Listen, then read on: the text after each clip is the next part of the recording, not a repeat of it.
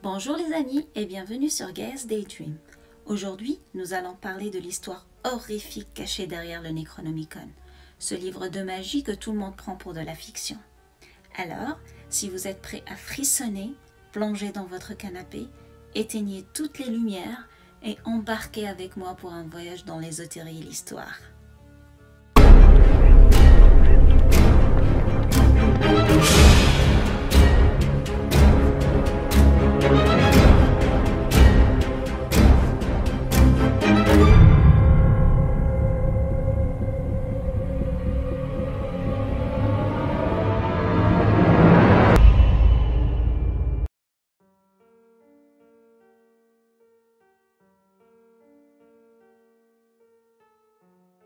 Perso, j'ai connu le Necronomicon en regardant la saga de films Evil Dead avec Bruce Campbell. Ils sont sortis entre 1981 et 2013, je pense. Oui, ça s'est pas mal étendu dans le temps, leur histoire.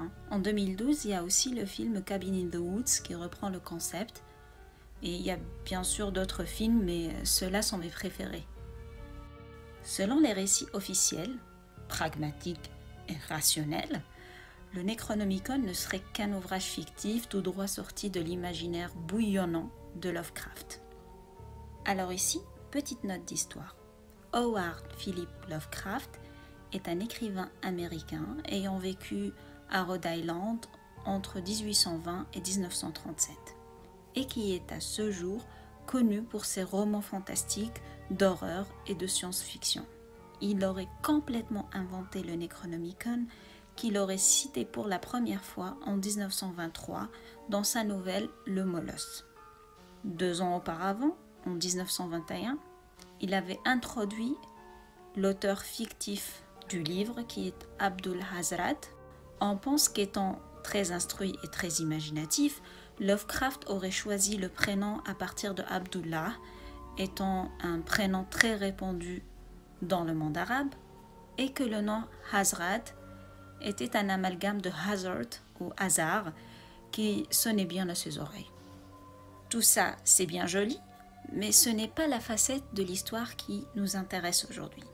Et oui, tout devient beaucoup plus intéressant quand on se rend compte que Al-Hazrat et son ouvrage Le Necronomicon ont été cités par d'autres historiens avant même que Lovecraft ne soit né. Troublant, hein?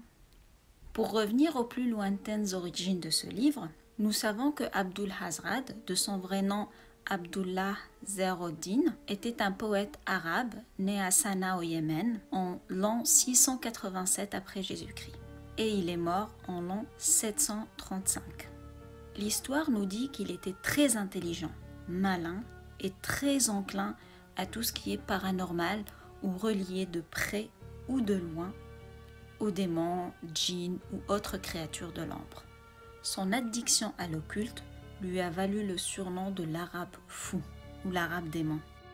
Al-Hazrat a décidé de se lancer dans un voyage aux confins de la terre à la recherche des origines de l'humanité.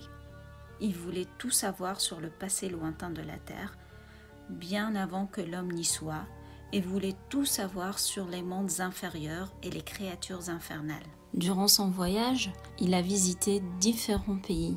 Il est allé en Chine, en Inde, en Égypte et même dans les ruines de Babel. À la fin de son voyage, il a atteint la péninsule arabique et aurait retrouvé la cité perdue d'Iram, encore connue comme la cité des piliers.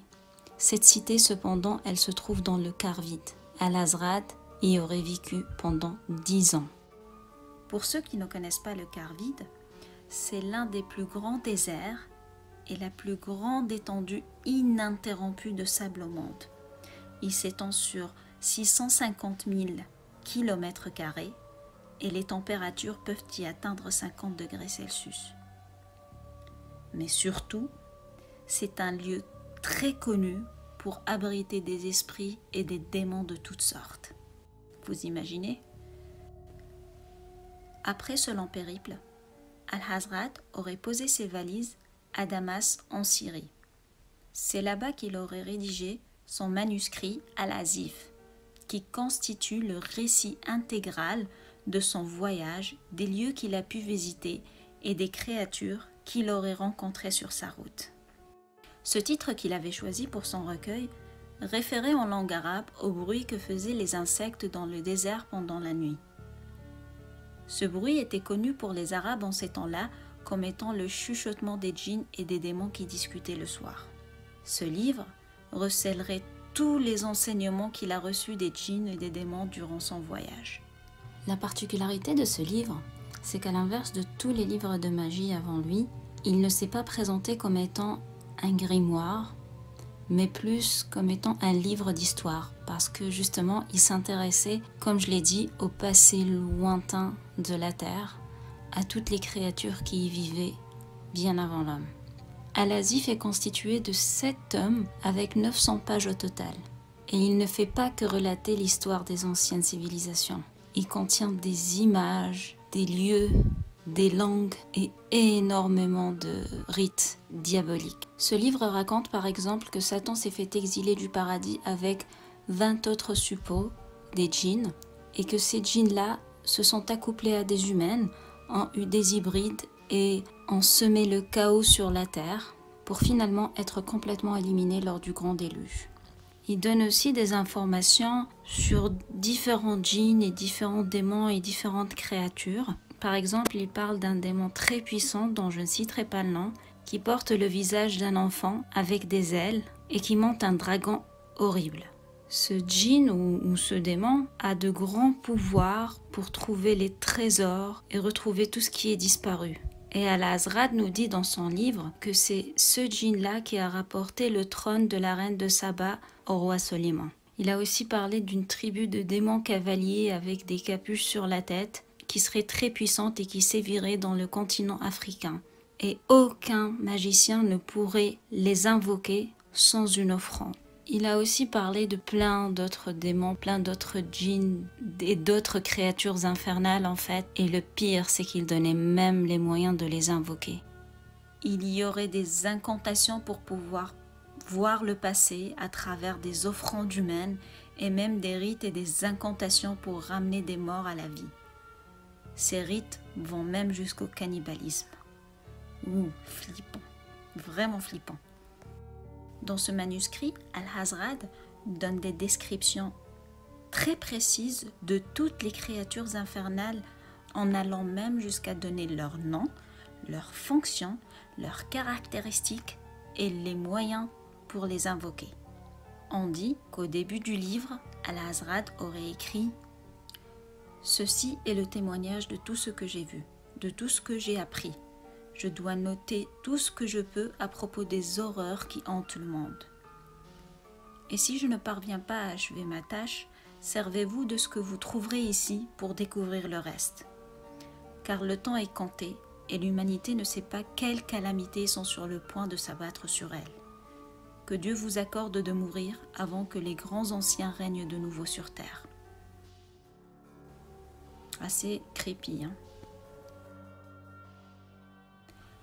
Al-Azrad serait mort en l'an 738 après Jésus-Christ dans des conditions atroces.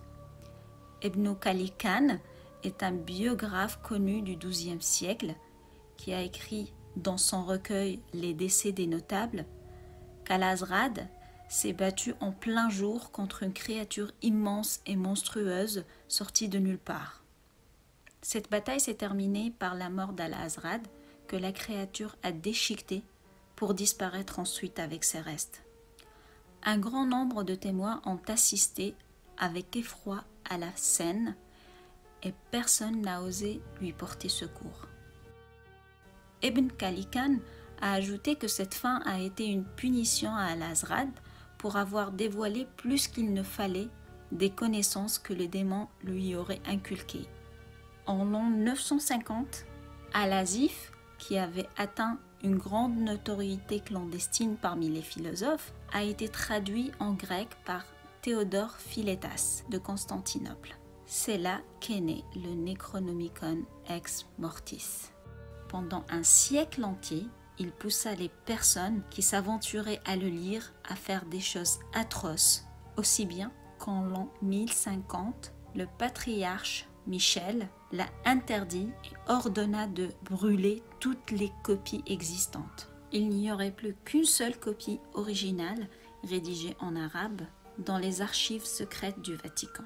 Cependant, en 1228, le Necronomicon a refait surface à travers Olaus Wormius, qui l'a traduit au latin, et cette copie a circulé à travers l'Europe jusqu'à ce qu'elle soit interdite par le pape Grégoire IX en l'an 1232, qui a brûlé encore une fois toutes les copies du livre et même allé jusqu'à condamner à mort toute personne qui oserait seulement citer son nom.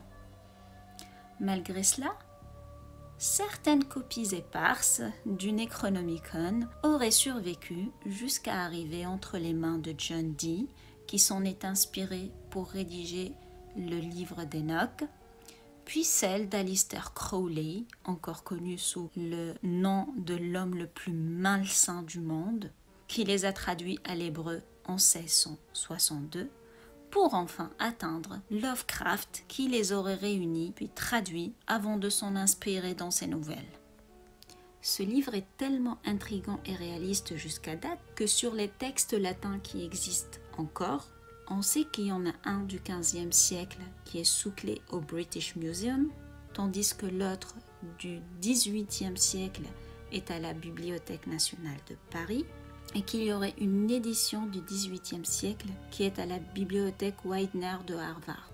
Il y aurait aussi une rumeur qui dit que la famille Pickman de Salem aurait une copie grecque du XVIe siècle, mais celle-ci se serait volatilisée avec l'artiste R.U. Pickman en 1926. Pour des raisons très compréhensibles, le Necronomicon est interdit par toutes les branches ecclésiastiques organisées. S'aventurer à lire le Necronomicon, particulièrement à voix haute, aboutirait à des conséquences désastreuses. Je pense que ce livre constitue un genre de pacte avec le diable ou ses suppôts.